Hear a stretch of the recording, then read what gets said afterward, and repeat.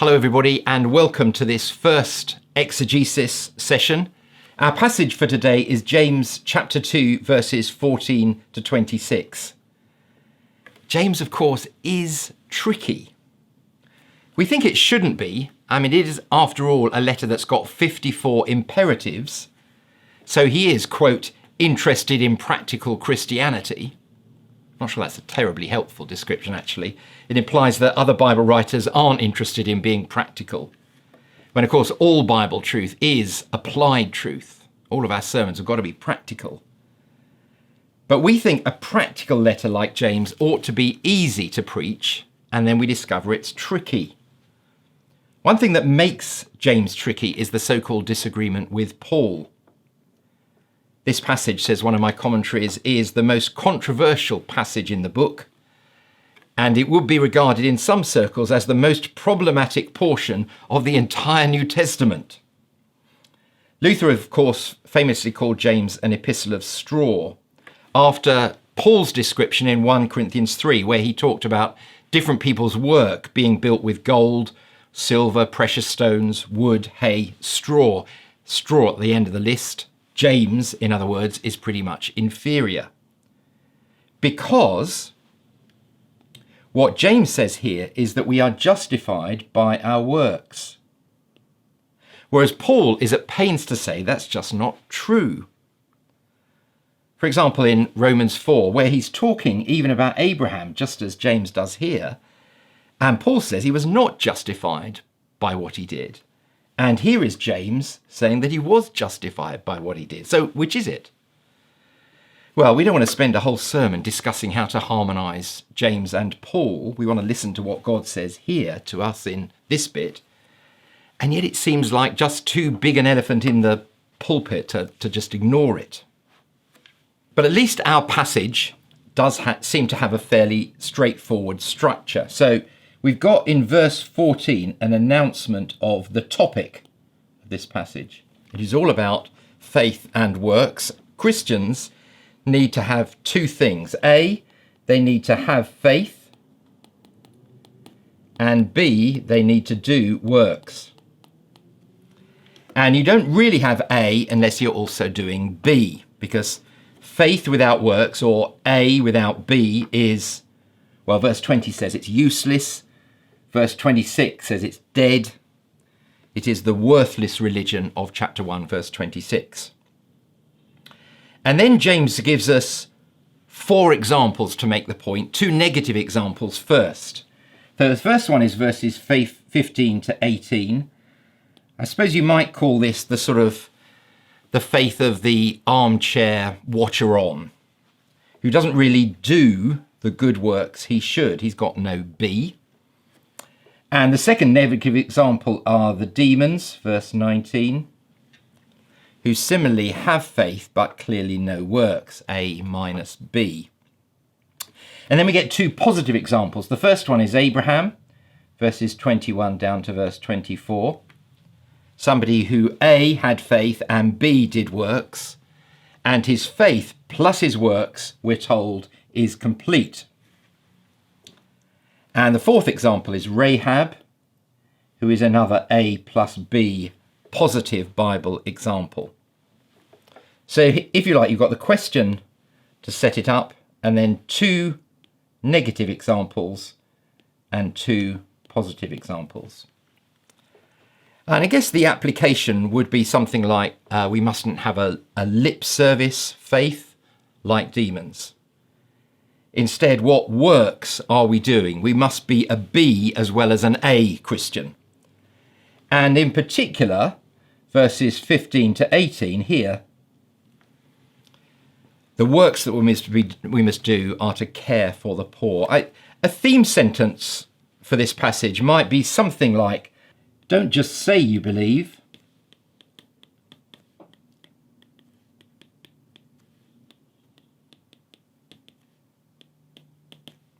instead, do good works and care for the poor. Something like that. And in this talk, I can maybe illustrate my talk with that social experiment from Princeton back in the 1970s. I don't know whether you've heard about this. Seminary students had to prepare a sermon on the Good Samaritan and then walk across to the other side of the campus to preach it. Meanwhile, an actor was hired to portray somebody mugged, left in an alley and needing help. And each student would have to pass him on their way to the presentation building. Only 10% of those who were in a hurry did stop for the man. Faith, words talk, but clearly not works. A minus B. I could also maybe include that quote from Spurgeon: "A church in London which does not exist to do good in the slums is a church that has no reason to justify its longer existing." Good. Bish bash bosh, there's my sermon, job done. And that would be a challenging talk, calling us to live out our faith. Of course, I might have some qualms about it. I mean, one obvious problem is how the examples actually work. Abraham and Rahab don't care for the poor. Not obviously so. I suppose at a stretch you might say that Rahab's hospitality, receiving messengers, is an example of caring for others. Maybe. But there are more obvious Old Testament examples of care for the poor. Perhaps David tending to Mephibosheth, Jonathan's crippled son, or Boaz providing for the destitute Ruth, or Joseph distributing grain during a famine. And it's certainly not clear, is it, how Abraham and Isaac in Genesis 22, how they make that point about caring for the poor. But I think there's a much bigger problem with that sermon. And that is that I've not yet asked any questions about why James is writing that letter and what it's all about. Which brings us to another thing that I think makes James tricky. It's that common idea that all of the letter is random. There's no real structure in James. There's no central theme. One commentary describes it as the wisdom of the brother of Jesus. It is allegedly, like all wisdom literature, randomly bung together, no clear organisation. A description, by the way, I don't really think fits Old Testament wisdom literature either. But this is kind of AKA James's blog. You know, he writes on any subject that happens to take his fancy. And if there is any Bible book that invites that bland paragraph heading, final instructions, or some other thoughts, well, that seems to fit with jumbled James. And that's what makes it a tricky book as well. But of course, it is preaching 101 that each Bible book has something to say, something coherent, something sustained, its own unique message, its own big ideas. It's what in PT circles we've called the melodic line of a book, the big idea of each Bible book. There used to be a TV game show called Name That Tune. And in this game show, contestants would hear a snatch of melody and they had to give its title. And if you know your stuff and if you were going to win the prize, then even the shortest snatch of the melody, that was enough to give away the entire song. Our job as Bible readers is to listen well enough and long enough to the core subject of a Bible book, to trace that tune as it's played all the way through the whole book, and then to use that, what each book is driving at, as the way to understand each individual snatch of text in a book. So to know James's main purpose in writing, his melodic line, and then to trace that tune in the second half of chapter 2, to ensure that we are really saying what the author means in the second half of James 2. Looking at the book as a whole makes a difference to how you understand an individual passage. So we're going to spend some time then thinking about the melodic line of the letter. What is James's overarching, controlling purpose? And the way we're going to do that, we're going to spend a little time looking at the end of the book. Then we're going to come back and look at the beginning of the book as the kind of bookends. Then we're going to try and think about James's main concern. What is the thing that seems to be running all the way through the book? And then we'll look at the very next passage after ours, so the passage that begins with chapter 3, verse 1. And then we'll look at the passage immediately before our passage, so the passage that begins of chapter 2. And the end and the beginning of a book are often very good places to start to look for the melodic line. And that's certainly true in the book of James. So it is very interesting that right at the beginning of the book, James introduces the topic of steadfastness. There it is in the first few verses, chapter 1, verses 2 to 4. And it gets picked up particularly in verse 12 there.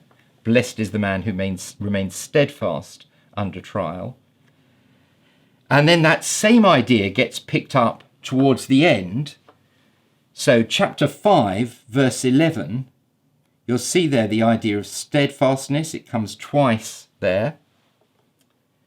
And similar ideas. So you've got being patient in verse 7 twice. And it comes again in verse 8. And it comes again in verse 10. So you've got this idea at the beginning and the end of the book of being patient, steadfast. And you've also got at the beginning and the end the idea of the prophet. So James is described as servant of God being a title from the Old Testament for the Old Testament prophet. And the book ends by talking about Elijah and his praying. Now already you can see you've got a beginning and an end, bookends for this particular book. But I want to start by looking right at the very end, chapter 5, verses 19 to 20. So let's turn to that little bit there. And I think this helps to set us off on the right track for what James is all about. My brothers, if anyone among you wanders from the truth and someone brings him back, let him know that whoever brings back a sinner from his wandering will save his soul from death and will cover over a multitude of sins. Now you'll see there what the danger is. The danger is wandering from the truth. Now you're driving down the motorway, it's late, you notice the driver in front is beginning to weave almost imperceptibly. But yes, he definitely is drifting towards the hard shoulder and you stay back. There's no doubt about it. That sleepy head is wandering all over the place. And that is the image here in chapter 5, verse 19. That's the clear and present danger in these last two verses. That's the scenario that the whole letter is written to address. The Christian who is veering from the true course, who is wandering from the truth, from the Christian gospel that we've received and believed. That's the danger then. What is the need? The need is to bring him back. And you'll see that phrase comes twice, end of 19 and beginning of 20.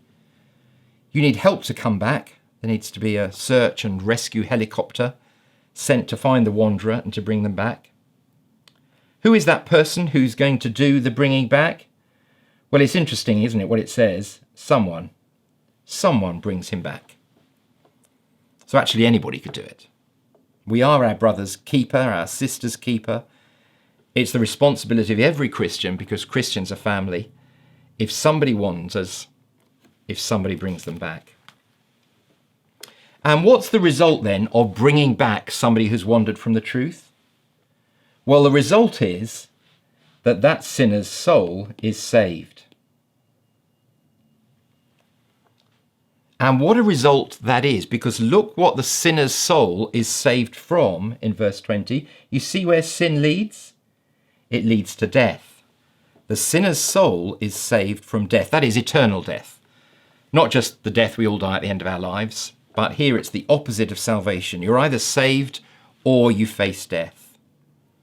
And what these verses are saying is that I've got a part to play in that. What I do can change the destiny for a wanderer. He can be saved from death.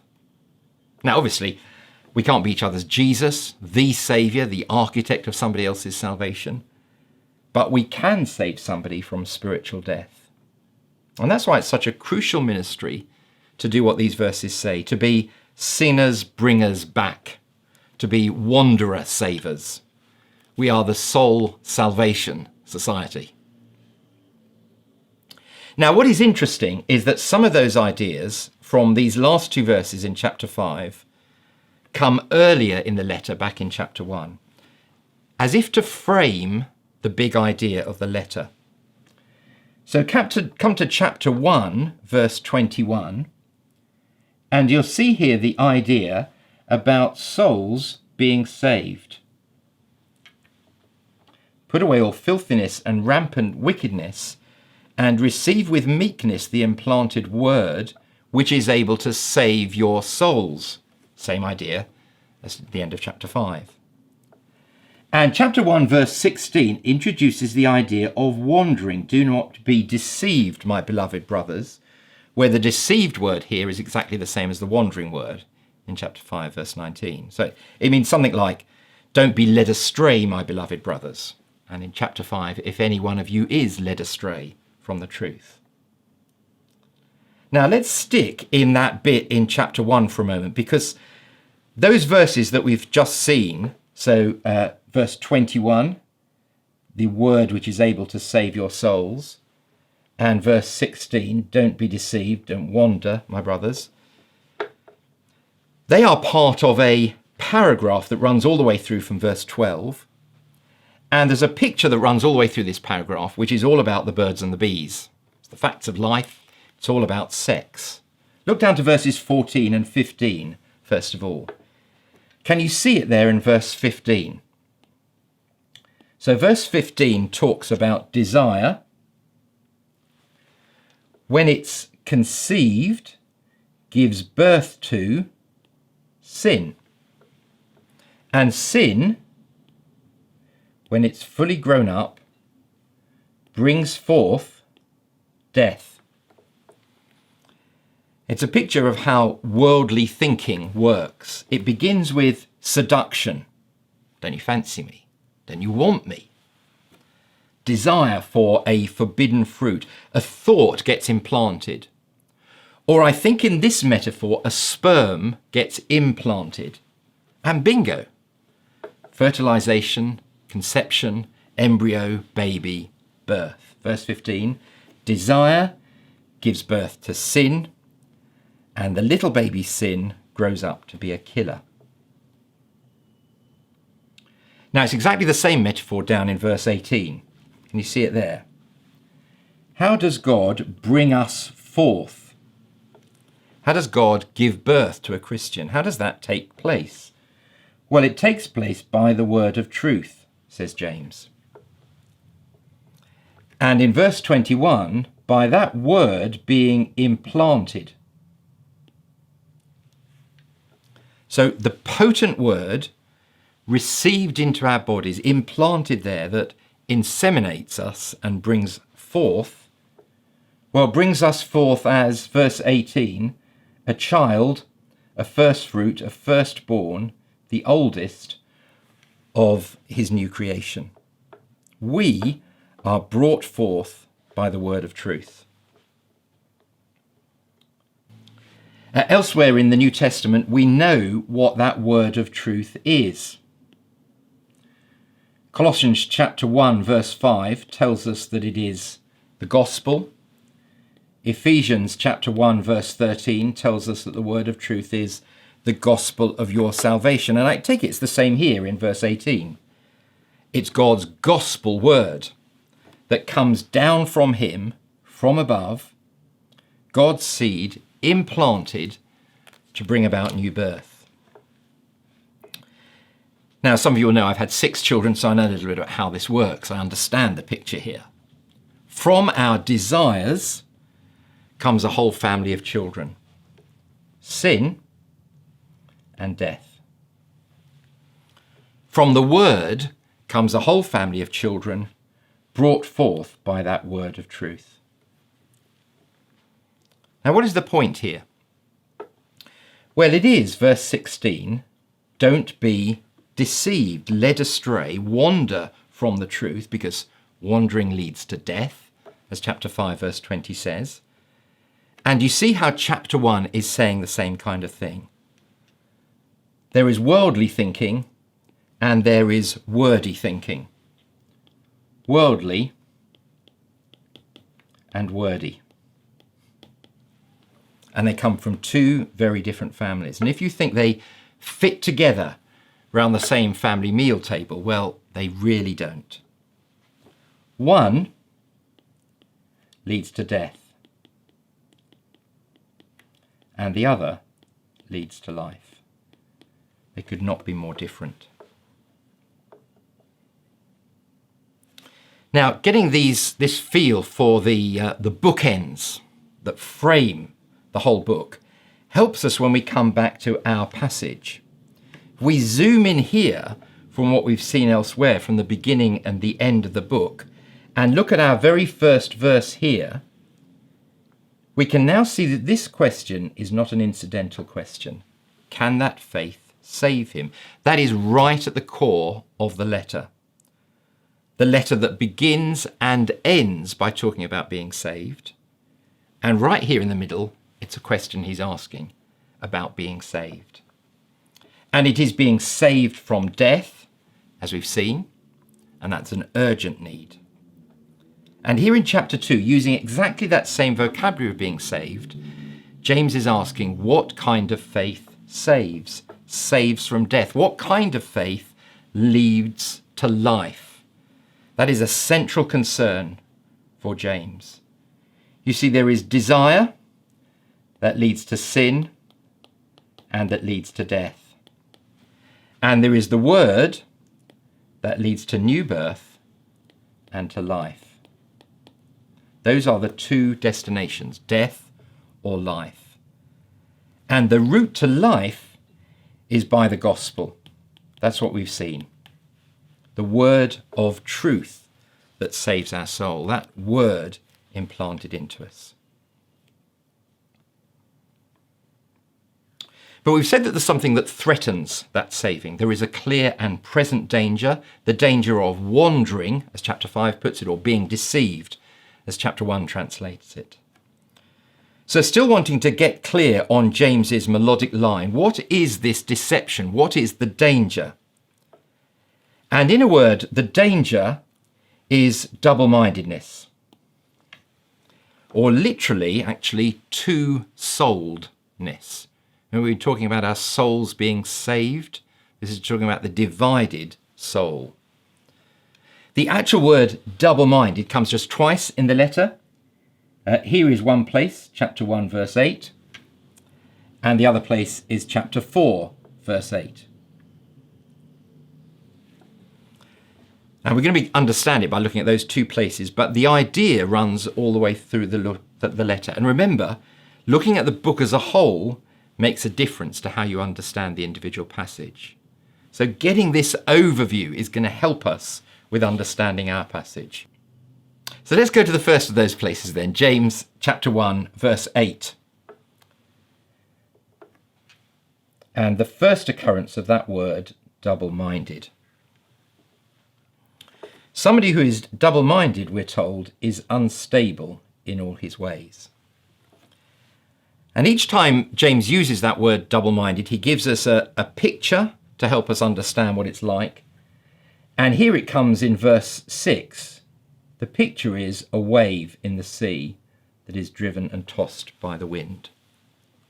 Last week I was on Eastbourne Beach and sitting watching the waves for a good 10 minutes. We were playing that traditional English beach game, thinking, are we going to have to move our towel further up the beach? Is the tide coming in or going out? Let me tell you that for those 10 minutes, there was continual movement in the water. Little waves coming in, then dragging, sucking back down over the shingle. But it was as if the sea couldn't make up its mind. Are you going to come further up the beach or are you going to go further out to sea? Backwards and forwards, but not a decision made. It's because the tide was turning at that moment, and then it did start to go out. But that idea of continual in and out, are you going in, are you going out? That's the idea behind being double-minded, according to James. It's like a wave. It's like being influenced by two ways of thinking, caught in two minds, looking in two directions, being a Christian and yet enticed by the world. Make your mind up, wavy Christian. Are you going this way or that? I don't think it is doubting in the sense of intellectual uncertainty. It's about vacillating. It's like dieting and being double-minded about it. Can I please have a 6-pack? And can I also have donuts with my mid-morning coffee? Super trim and supersized. Can I have a bit of godliness here and a bit of worldliness there? Can I please live like a Christian and live like a non-Christian? My experience growing up as a teenager was, I suppose, the classic example of this. Sunday, I was at church 5 times on a Sunday. Bible study group, Crusaders, leading Sunday school, 2 church services. I looked, to all intents and purposes, like the very keen Christian teenager. But at school, the rest of the week, I'm not sure anybody there really knew I was a Christian at all. Now, the other place that the word double-minded comes up is in chapter 4 and in verse 8. Cleanse your hands, you sinners, and purify your hearts, you double-minded. And again here we get a picture to help us understand what double-mindedness is. And the picture we get here in this time comes in verse 4 and is the picture of adultery. You adulterous people, says James, do you not know that friendship with the world is enmity with God? Therefore, whoever wishes to be a friend of the world makes himself an enemy of God. I've never really thought about adultery in the sense of planning it. The complex network of deceptions that I guess you'd need for a successful adultery. I suppose you need to keep your wife and your family happy. You need to appear the dutiful and apparently faithful husband and father, and the mistress would just be some acquaintance, some work colleague or whatever. And at the same time, you'd need to be the passionate lover of the mistress who says that the wife, the marriage, the children, all of that is unimportant. It's over, it doesn't matter. Trying to keep both parties happy. Thinking and behaving in 2 contradictory ways at the same time.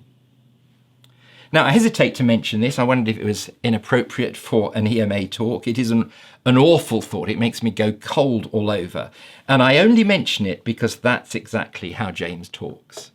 He calls the Christians that he is writing to adulterers, that they're committing adultery. It is really strong language, isn't it? When I married Lizzie 39 years and 333 days ago, but who's counting? I was asked, will I, forsaking all others, be faithful to her as long as we both shall live? And I said, yes, I will. When I became a Christian, I was saying just the same, that God would be my God and that I would forsake all others. God commits himself to us and we to God. That is the relationship. And James is saying there are only 2 ways to live. You either live as a friend of the world, or you live as a friend of God. You can't be both. You must choose. It's like Jesus saying you can't serve 2 masters. You can't serve both God and something else. And here James is saying to be double-minded like that, to try and be a friend of the world and a friend of God, that is to 2-time God. It's like being married and having a mistress.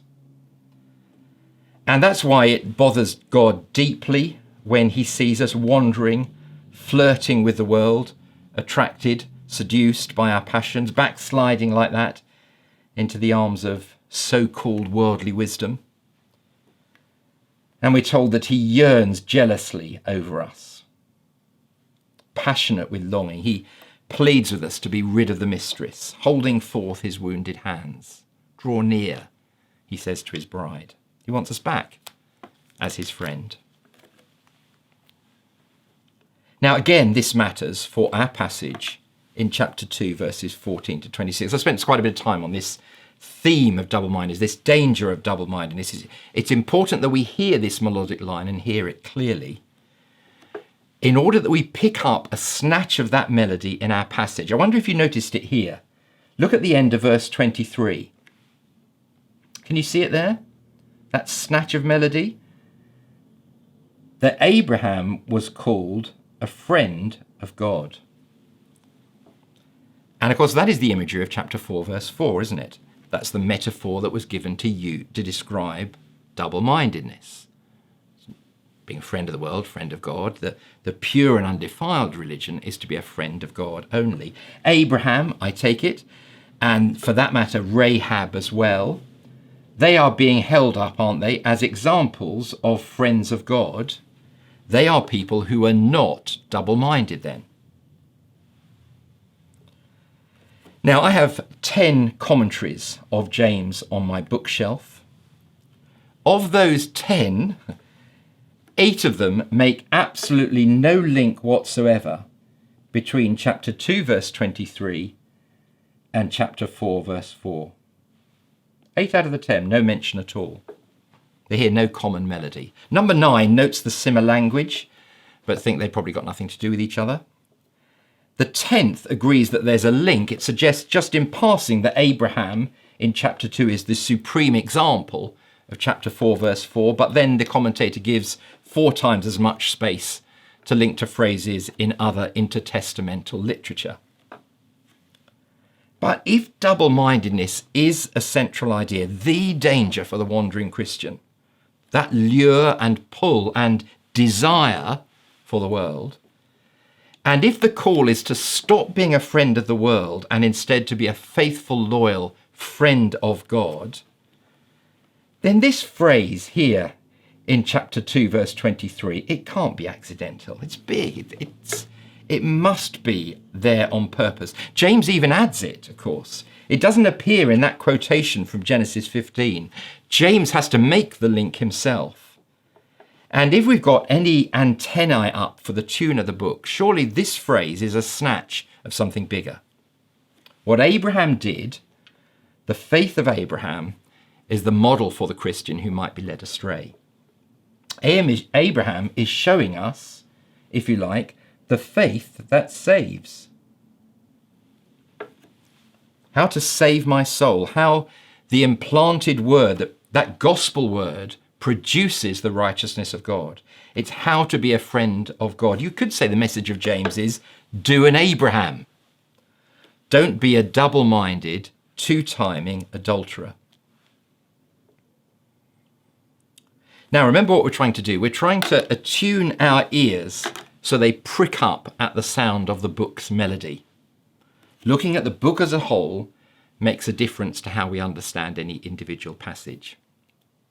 So we've seen that this is about some who are amongst us in our churches who are in danger of wandering because they flirt with the world. The attitudes and motivations and desires of the world are luring them, enticing them to sin and to death. And we've seen that these double-minded anyones need to be brought back to the word that can save, back to the word that produces righteousness, back to a simple trust in what God says, like Abraham, like Rahab, who were justified, righteous. That's how souls can be saved. It's a friend of God that has life rather than death as their destiny. Now that's given us a bit of a feel for the overview, for James's purpose and his concern, and some ideas of how our passage matches that theme.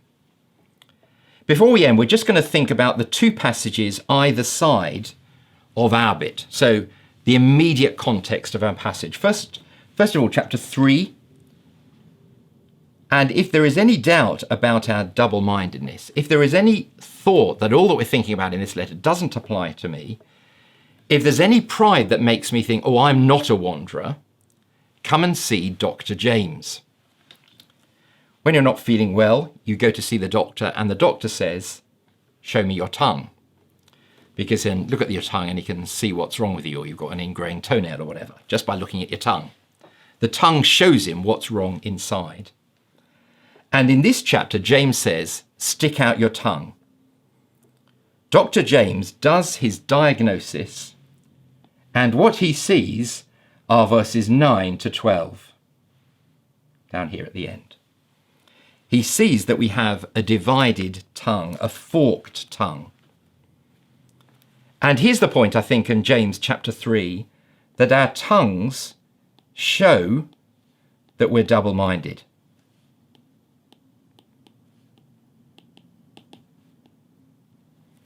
Aesop, who wrote Aesop's fables, was asked, what's the most useful thing in the world? And he replied, the tongue. Then he was asked, what's the most harmful thing in the world? And he replied, the tongue. Useful and harmful.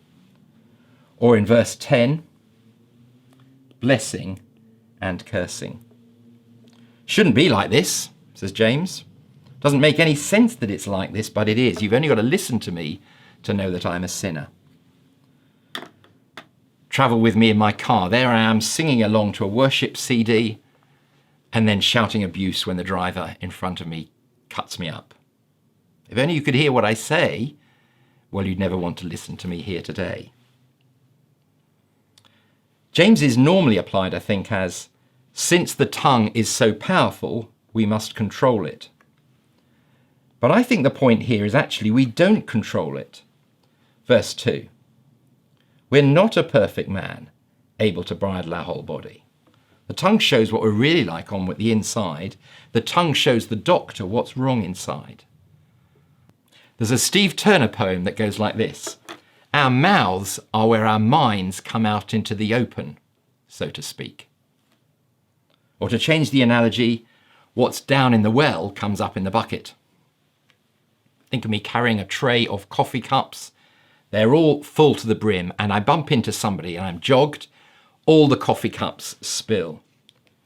In the same way, bump into me and what is inside spills out of my mouth. I remember studying James some years ago in a church, in a home group Bible study, and we were a couple of weeks in when somebody said, do you know what, I think I'm a wobbly Christian. I think James could be written for me. And there was a discovery all around the group where we agreed, actually, in some sense, we're all wobbly Christians. And if you are in any doubt, stick your tongue out. We do live with our feet in two different worlds. We can't escape from life in this world, of course. We talk to people, we watch things on telly here, we read things in the paper and in books, things which are very much of this world, things which all reflect a view of the world, a value system that's very different from a Christian perspective. And at the same time, our foot is firmly in a Christian camp. We're Christians. We hear things at church. We read things in our Bibles. Other Christians say things to us, and we've got a different view of things. So we're Christians, thinking as Christians, behaving as Christians, and at the same time living in this world, thinking in worldly ways, behaving in worldly ways, living as a Christian and as a non-Christian. And chapter 3 says your mouths show that. There's the evidence of your double-mindedness. Just stick your tongue out. And then let's look at the bit at the beginning of chapter 2, which I think is an example of double-mindedness. So if chapter 3 is evidence of double-mindedness, here is an example of double-mindedness, and it's a very telling example.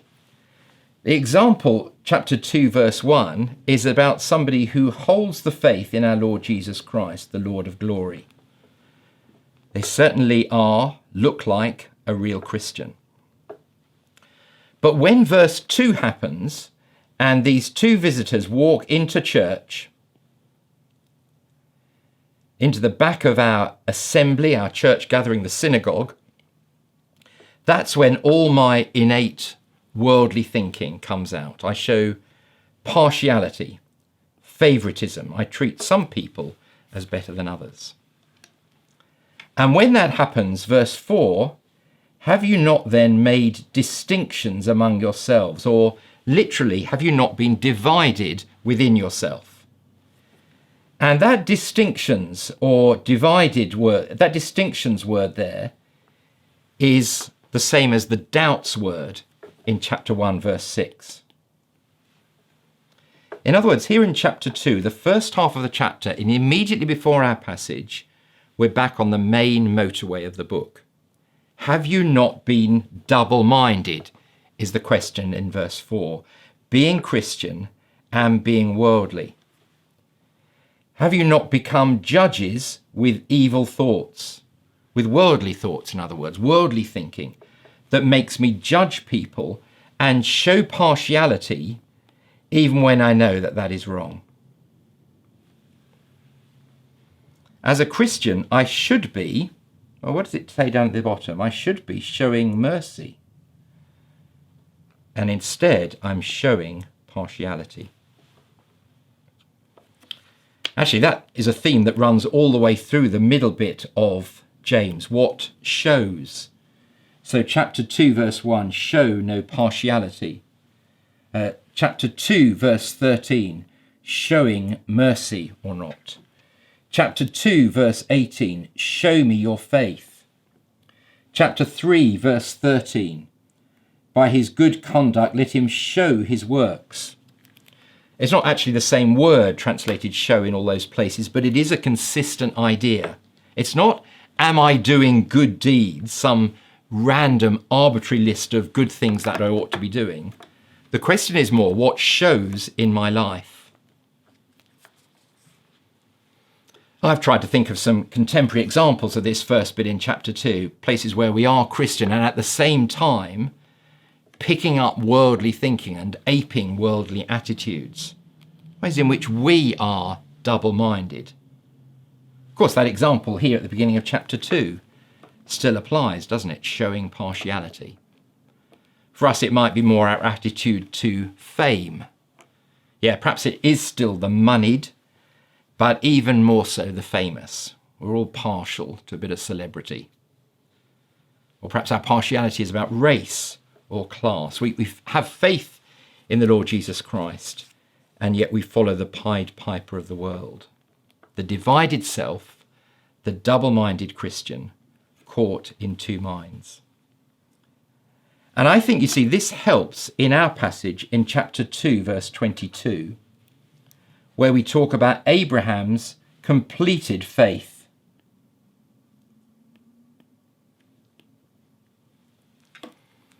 That's the kind of doing that we're talking about, a completed faith, if you like, a faith that has grown up to adulthood, a faith that has worked itself out to its intended goal, when I am completely shaped by the gospel. In other words, the word has so got into me, so implanted itself in me, and then grown in me and spread its roots and its branches through me. Somebody whose faith has so gripped them, who has renounced the world's worldview, that it's worked out in their behaviour and they show that their faith is genuine. This, if you like, is the showy bit of being a friend of God, as that word is shown in a person's behaviour. Now, this is leaving a whole lot of ideas up in the air. There needs to be lots more detailed work, of course. We've not, for example, looked very much at the example yet of Abraham and of Rahab, thought about their stories. This is just a start, and I'm hoping things will come together in the next bit in the exposition. But let's be clear. This question in this passage is a biggie, and trying to clarify the melodic line has helped us to see it. What kind of faith saves is a really important question in James. And a double-minded person can't just answer it by saying, well, I believe all the right things, so I'm safe. No, says James, your faith needs to be completed like Abraham's was. The gospel word of God needs to be so embedded into the womb wall, so foundational to your thinking and attitudes that it shows. The choices you make show that you don't flirt with the world's thinking. You're not lured and enticed by your own desires, but you've divorced yourself from all that. And you've loyally committed yourself to who? Well, to your friend. So that then leads me to try and encapsulate all that we've been thinking and seeing into a theme sentence phrase, a big idea for this passage. So here are some that I've been playing around with, trying to fiddle around with the wording to get it clearer and sharper. So first one, the faith of a friend of God is completed as it shows in everything. A complete faith shows completely. Saving faith is a showy faith. Quite like that one, but it maybe's got the wrong connotations with it. Saving faith shows. It's good and short and simple. But the one that I'm going to go for is this one. A friend of God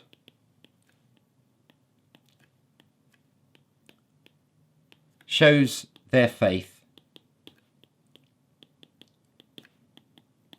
in all of life. friend of God shows their faith in all of life. We're going to take a break now. We'll be back in 15 minutes and I'll do my talk on this same passage.